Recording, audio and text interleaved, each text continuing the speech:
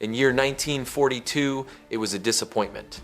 By year 1945, it was the reason Germany lost the skies. That squat little plane sitting in a drafty hangar in Ohio, it wasn't fast enough, couldn't climb well, and looked like a dead-end project. The US Army and Air Force almost gave up on it entirely. It was called the P-51 Mustang, a prototype no one believed in. One officer even sneered, "We'll stick with the Thunderbolts." But what if I told you that within just 2 years, this very aircraft would become the most feared machine in the skies? That it would escort bombers all the way to Berlin and back, obliterate the Luftwaffe, and rewrite the playbook of modern air warfare? So, what changed? It wasn't the wings, it wasn't the guns. It was one bold decision, a single engine swap that flipped the script on World War II. And once it took off, the war was never the same again. By year 1943, American strategy hinged on one risky idea: daylight precision bombing. Massive formations of B-17 Flying Fortresses and B-24 Liberators thundered toward Germany's heartland, each packed with bombs and bristling with guns. The theory? Their tight formations and heavy firepower would protect them. The reality? It was a death sentence. Once these bombers flew beyond the range of their escorts, Thunderbolts and Spitfires, they were sitting ducks. Over Schweinfurt, Regensburg, Leipzig, the Luftwaffe was waiting. And they weren't just intercepting, they were butchering when they launched coordinated attacks, diving in with cannons, rockets, and ruthless precision. In one brutal raid over Schweinfurt, 60 American bombers vanished, 600 airmen killed or captured in a single afternoon. And the odds? Terrifying. New pilots calculated their chances of surviving a 25-mission tour, just 1 in 5. Imagine being 19 years old and climbing into a bomber, knowing 4 out of 5 of your squad mates might not make it home. Germany ruled the skies. Every mission was a coin toss between life and death. Unless something changed and fast, America was going to lose the air war, one mission at a time. The bombers were brave, but they were flying blind. Across the Atlantic, the British were watching. At a quiet airfield in Hucknall, Rolls-Royce engineers studied the Mustang's design.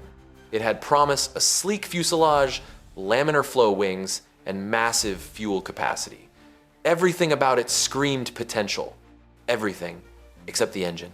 The Allison V-1710 suffocated above 15,000 feet, far below where the real combat took place over Europe. It was a racehorse with a plastic heart, so the British made a risky bet. They pulled the Allison and installed their own powerhouse, the Rolls-Royce Merlin 61, the same engine that roared in the Spitfire Mark IX. What happened next stunned everyone. The Mustang didn't just improve, it transformed. It climbed faster than a Spitfire, dove like a Thunderbolt, and still had the range to fly 1,600 miles round trip to Berlin and back. American test pilots were speechless. One wrote, "It's as if the plane had been waiting for this engine all along." With the Merlin, the Mustang became something new. A long-range, high-altitude, bomber escort killer. Suddenly, the Allies had what they'd never had before, a fighter that could go the whole way. The Luftwaffe just didn't know it yet, but their days were numbered. December year 1943, Luftwaffe ace Franz Stigler scanned the skies near Bremen. Below, the familiar sight of B-17 bombers droning toward another industrial target. But something was different. Above the formations flew unfamiliar shapes, sleek, shark-nosed fighters with broad wings and long fuselages. They weren't Spitfires, they weren't Thunderbolts. And when Stigler turned to engage, they turned faster. Then they climbed and didn't slow down. P-51 Mustangs. In the dogfight that followed, Stigler barely escaped with his life. His wingman didn't. He returned shaken, and he wasn't alone. Across Germany, similar reports poured in.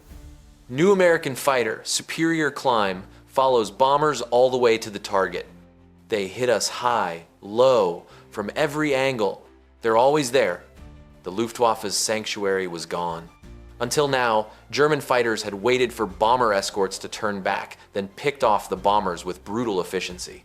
But now, the Mustangs didn't turn back. They pushed all the way to the heart of Germany and still had fuel to fight the whole way home. The bombers were no longer alone. Suddenly, the Luftwaffe's hunting grounds weren't safe anymore. They had become Mustang country, and the sky was about to become a battlefield that the Germans could no longer control. February year 1944, the US 8th Air Force launched the most ambitious air campaign of the war. The mission? Crippled Germany's aircraft industry. The code name? Operation Argument. To the men who flew it, it was simply known as Big Week. Day after day, wave after wave of American bombers thundered toward German factories. In the past, this would have been a massacre. But this time, they didn't go alone. Hundreds of P-51 Mustangs roared alongside them, escorting the bombers straight into the jaws of the Luftwaffe.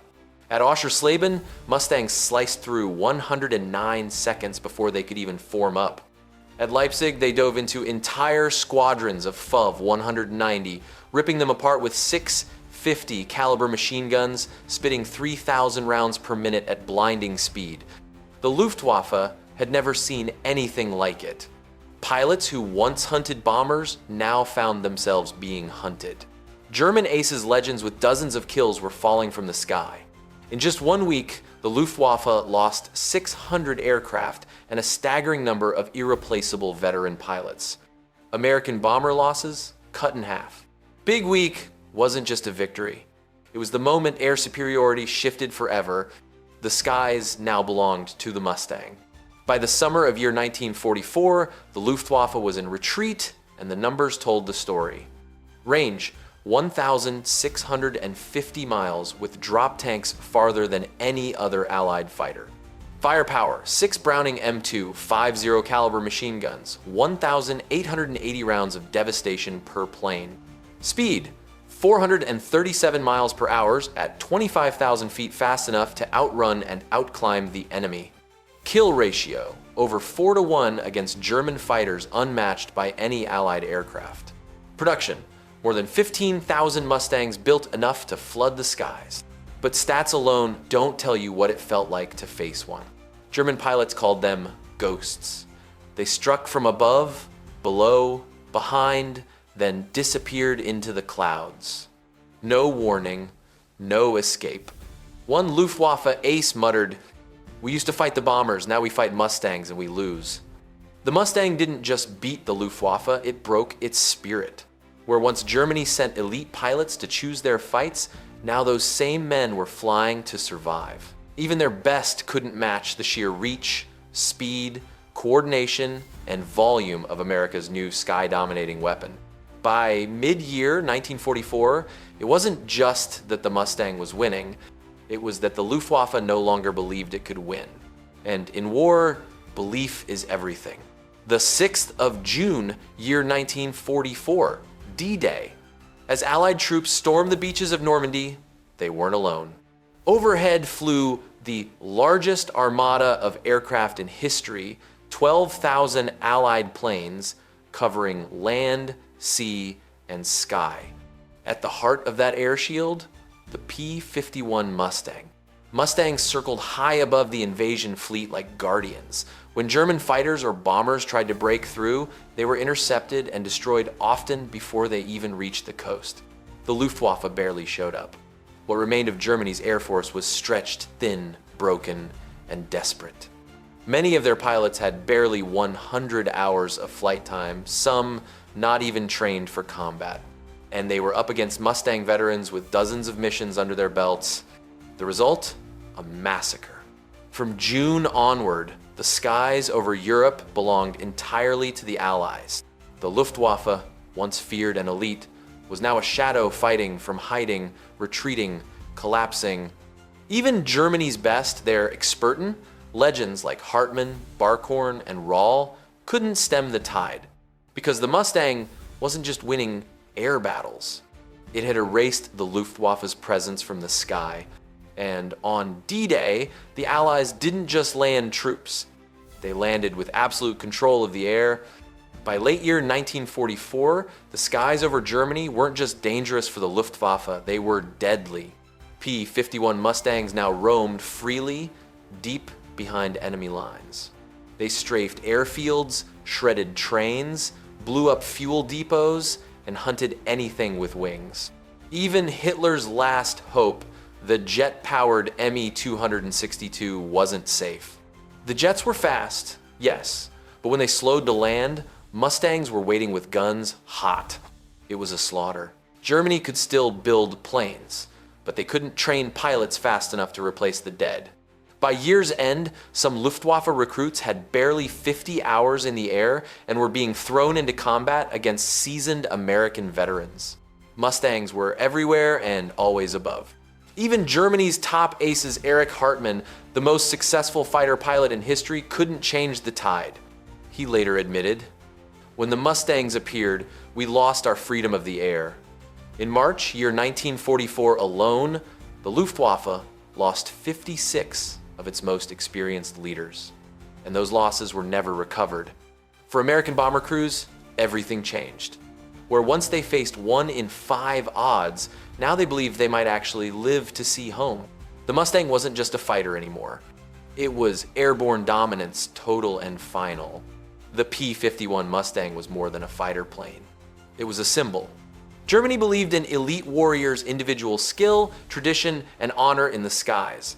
But America believed in systems range, logistics, mass production, training, and survivability. The Mustang embodied that system. Its long range represented American oil. Its drop tanks came from factories running 24/7. Its radios, guns, and engines were built by thousands of workers across the country. The Luftwaffe was fighting pilots. The Allies were fighting with an entire nation of industry behind them. And the Mustang? It was the sharp edge of that machine. By war's end, Mustangs had destroyed nearly 5,000 enemy aircraft in Europe. They flew 15-hour missions to Berlin, Munich, and even deep into Czechoslovakia. They saved tens of thousands of American airmen's lives. After the war, German officers were asked which Allied weapon hurt them most. They didn't say the atomic bomb. They didn't say the B-17. They didn't even say the Sherman tank. They said the Mustang.